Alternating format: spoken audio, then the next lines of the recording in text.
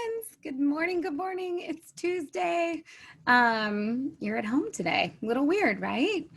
But we're going to do our language arts lesson on a Zoom that I'm on a Zoom by myself right now. So I'm in class and I'm teaching the other half of our kiddos in Group B today. So that's why I'm recording my lesson for you. So it's going to be kind of like we're together. We're just not live. So here we go. All right, kiddos, here's what you need today. You need your spelling packet, right? September 21st to 25th. Make sure that you have this one. We worked on it in class yesterday. You should have it in your Rockland Elementary blue folder, right? That Wednesday folder, which is now an everyday folder. You should also have right now your Ways, Characters, Shapes, Stories book. So this you should have brought home as well. So what I need from you is just as if we were doing this live, you are going to follow along with me while we do our reading. So yesterday we read the first half. Let's share our screen here so we're all going to be following along. We read the first half of the Snow White Russian folktale story. So let's check this out. Inside your Ways, Characters, Shapes, Stories. Yesterday, we started at page 22. So I'll give you a minute, turn to page 22. And we started reading yesterday about this folktale. Now remember, a folktale is like an old story that is passed down from generation to generation.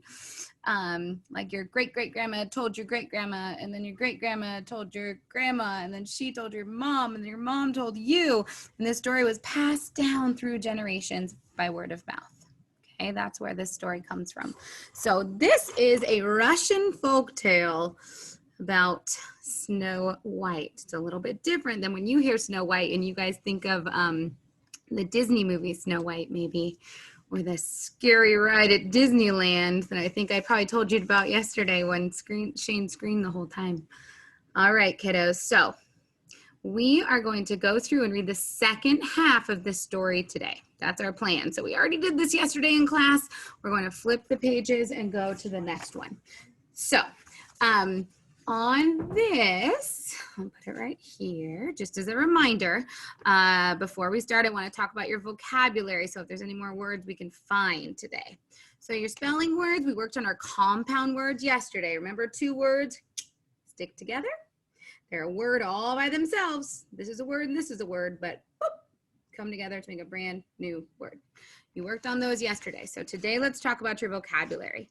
We have companions, people or animals you enjoy spending time with.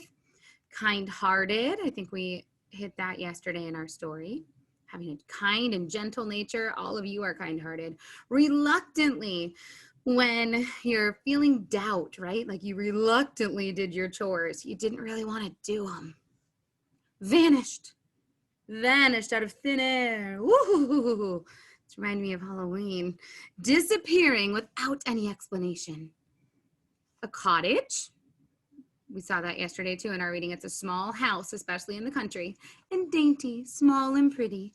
Those were the hands when they talked about her hands, right? They made the snow child's hands dainty and exquisite. All right, friends, today, just so you know, you are doing your word search and your sentences at home, okay? So let's move on. Let's talk about our summary for yesterday. In order to get our summary, what Miss Hardy likes to do sometimes is I like to just look at what we underlined. I know it was about Ivan and Marie.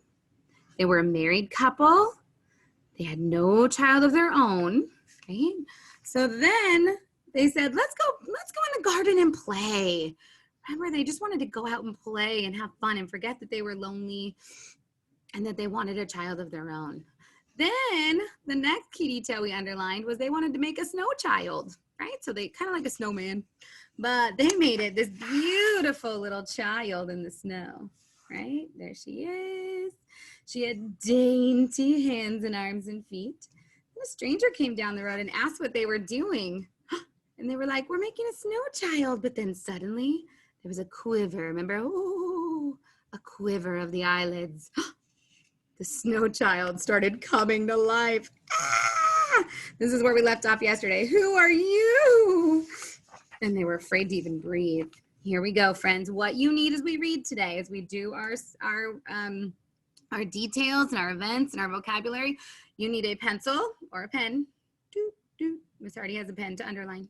And then also a highlighter would be awesome. So I know that you have a highlighter at home. Miss Hardy gave you a highlighter to keep at home. So have that out too, just in case. Okay. Now I can't call on you to read because I'm all alone. So I'm going to read to you. Here we go. That means I expect you to follow along really nicely though. I am Snow White, your little daughter, exclaimed the figure. She threw her fairy-like arms around Ivan's neck as he bent toward her. Oh, I'm going to underline, I am Snow White, your little daughter. That's crazy, this little snow child. Not only can she talk, but she says, I'm your daughter. Wow. Marie, in turn, received a sweet embrace. What's an embrace? It's like a hug. Let's do highlighter, highlighter. Highlighter, highlighter. Embrace means to hug. H-U-G. Sometimes I like to write it really small on top. That way we're remembered what it means. Then, weeping for joy, they quickly took the girl into their cottage. No longer were Ivan and Marie lonely. Snow White prattled to them by the hour, and they never wearied of watching her. So they said she kept to me that sounds like she just kept on like bothering them and being like up in their business. How many of you have a little brother or sister? I bet you can guess what that means, right?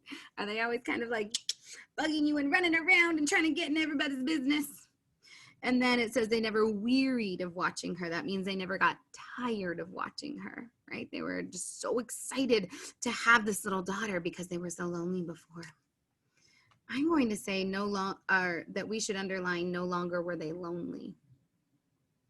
Sounds like a key detail of the story that all of a sudden they were never lonely and she was around all the time. Her tiny feet pattered over the snow like those of some small white elf. Snow White's hair was like fine spun silk. Her eyes were as blue as the heavens and her skin white as snow. She sounds beautiful. So gentle and sweet were her looks that everyone loved her dearly. The children in the village were never so happy as when they played with her. She sounds like the perfect little girl. My goodness, she's just so gentle and sweet, and everybody loves to play with her. And it says she's beautiful on the outside and the inside, it sounds like. Go be with the children, Marie told her daughter. It is a bright sub-zero day. That means cold. That means sub-zero is like freezing. If you open up your freezer, sub-zero, freezing. The colder it was, the happier Snow White seemed to be. That feels important. The colder it was, the happier she seemed to be. Her favorite playthings were like the glittering icicles that hung from the frosted trees. Look, she's playing with the icicles. Is that a toy? I don't know about that. She loves the cold. She loves the icicles. That's what I'm understanding. The long winter passed too quickly for Ivan and Marie. In spring, the deep snows melted. The sun's rays spread a wave of green over the land and studded the meadows with brilliant flowers. By then, Snow White had grown as tall as a girl of 12. Yet as the days grew longer, Snow White lost her joyous spirits and became quiet and sad. Oh my gosh. In the side here, I'm actually right. In the spring, Snow White was sad. You know what this reminds me of, you guys? This reminds me of Olaf. Is that what you were thinking from Frozen? Like, so happy in the cold, loves to play with icicles, and then bam, so sad in the spring. Snow White shook her head. No, dear mother, I am not ill, she murmured. However, instead of playing with the other children as she loved to do before, she stayed indoors. Oh, what's wrong? Come here.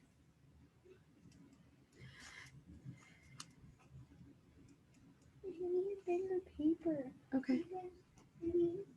Okay, bring it to me. Sorry, guys. Owen needs help. See, it doesn't even stop. Okay, I'm just going to make it a little bit bigger. Okay, guys, here we go. Okay, Owen, honey, I'm going to do it after. Sorry. She gazed out the window with dreamy eyes. Snow White, come out and play, cried a group of her small companions, peeping in through the open door. We are going to the woods to gather flowers and dance around the fairy ring. Yes, go to the woods with your little friends, my darling, said her mother fondly, tying a ribbon over Snow White's pale gold curls. Snow White left the cottage, highlighter, reluctantly.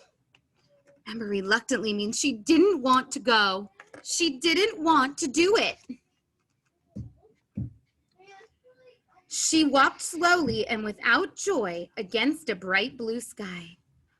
When the children had filled their laps with many hued blossoms, they wove them into wreaths and crowns and returned home. Uh-oh, Kylie, you're not supposed to hear. They were having a festival that night. Let's underline that. That feels like an important part. And they wanted to look like kings and queens. Don't you think that's something that a little girl would probably want to do? Not every little boy and girl, but I mean, sounds like fun. They made these wreaths and flowers, and they were creating their crowns to be like kings and queens at a festival, and she doesn't even want to. At dusk, they came again for Snow White. Once more, she went with them reluctantly, meaning she didn't really want to. Highlighter. Her soft blue eyes dropped as she glanced at her father and mother, but they told her to go play. A bonfire lit up the marketplace that night.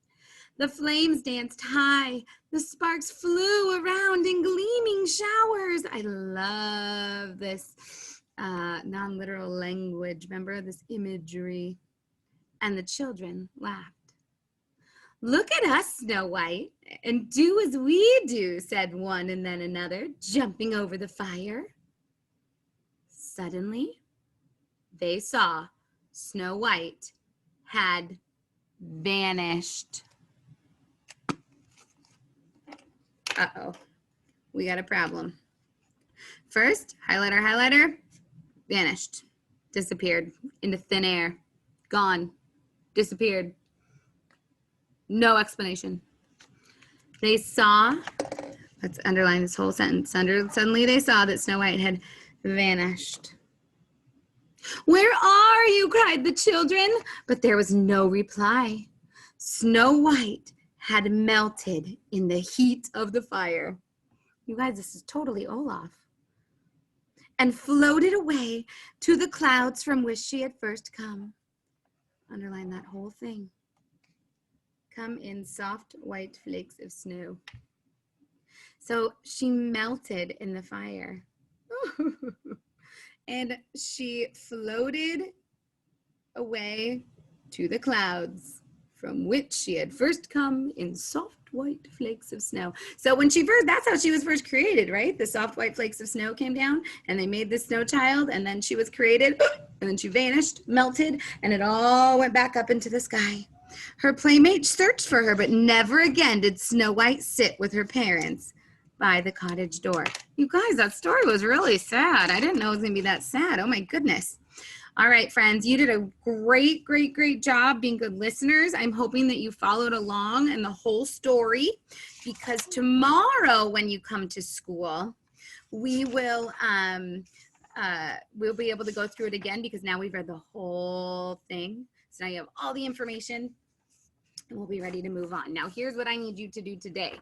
After you're done listening to the rest of the story, following along, underlining key details and vocabulary, your job is going to be word search and sentences. Boop, boop, boop, boop. So why don't you start that now?